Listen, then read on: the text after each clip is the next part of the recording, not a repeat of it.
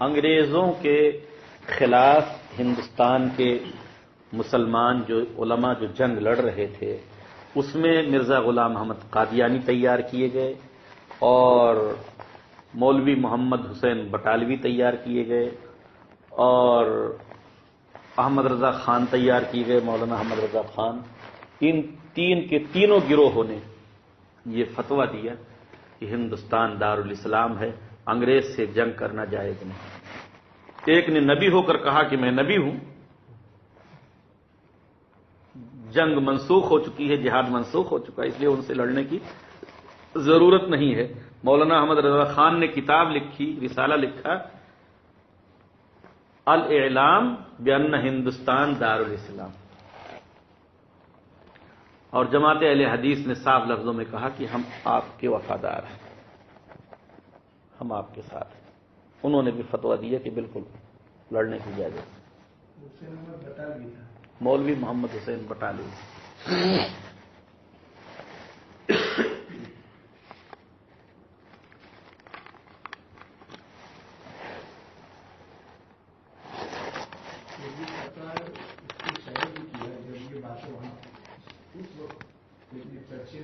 اور ایک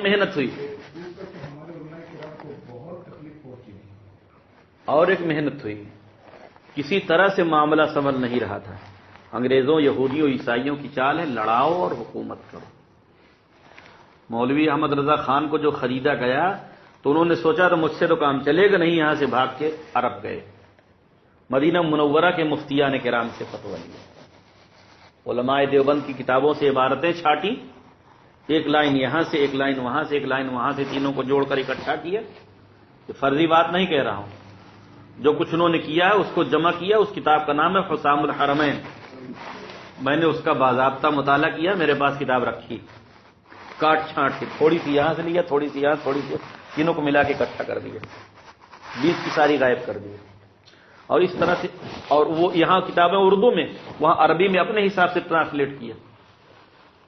وہاں ایک شخص محمد ابن عبد الوہاب نجدی، جس نے بادشاہ مکہ کے خلاف بغاوت کی تھی، تو چونکہ اس سے لوگ متنفر تھے، ان لوگوں سے کہا کہ ہندوستان میں جو لوگ ہیں انگریز سے لڑ رہے ہیں یہ سب وہی جو ہے نجدی لوگ ہیں، وہابی لوگ. بس جھٹ جھٹ ان لوگوں نے فتویٰ لکھنا شروع کی کہ تو کافر کافر کافر. پھر مکہ کے دارالفتہ میں گیا تو وہاں کے دارالفتہ جو صدر مفتی تھے ان کو کچھ شبہ ہو گیا، انہوں نے رکھ لیا اور کہا کہ بعد میں حاجی لوگ آئیں گے تو اس وقت جو ہے ان سے تفتیش کی جائے گی، پھر جواب دیا جائے گا. جو مفتی صاحب تھے انہوں نے، صدر مفتی صاحب نے خواب بھی دیکھا کہ کوئی کاغذ ہے اس پر لوگ پاخانہ کر رہے ہیں، ان کو شبہ ہو گیا.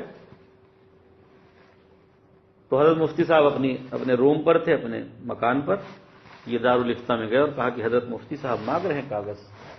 یہاں منشی لوگوں کو جھوٹ بول کے لیا اور لے کے بھاگا وہاں سے. یہ پوری باتیں وہاں سے رسالہ عربی کا شائع ہوا، اس میں پوری باتیں لکھی گئی.